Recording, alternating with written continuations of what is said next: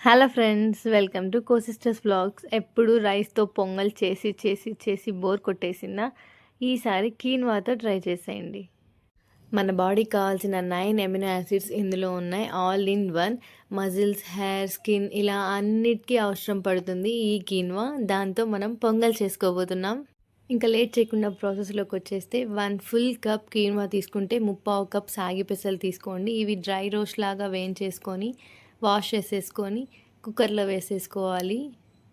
Quinoa మాత్రం ఒక half an hour ముందు నానబెట్టుకుంటే బెటర్గా ఉంటుంది. అది ఇందులో తీసేసుకొని కుక్కర్లో వేసేసుకొని సాల్ట్, పసుపు వేసుకొని కుక్కర్ విజిల్స్ పెట్టుకోవడమే. 4 విజిల్స్ అయితే కరెక్ట్గా ఉడికిపోతాయి.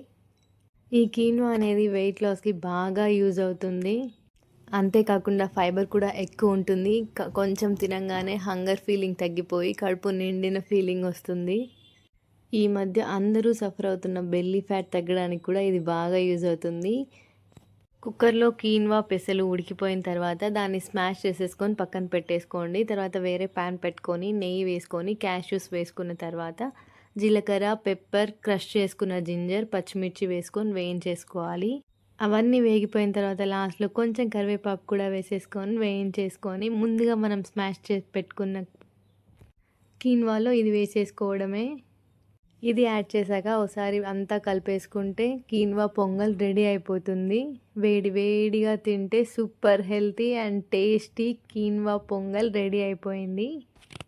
మార్నింగ్ టైంలో క్విక్గా అయిపోయే బ్రేక్ఫాస్ట్ కావాలి కదా మనకి. ఇంకా నుంచి లిస్ట్లో ఇది కూడా యాడ్ చేసేసుకోండి. Thank you so much for watching.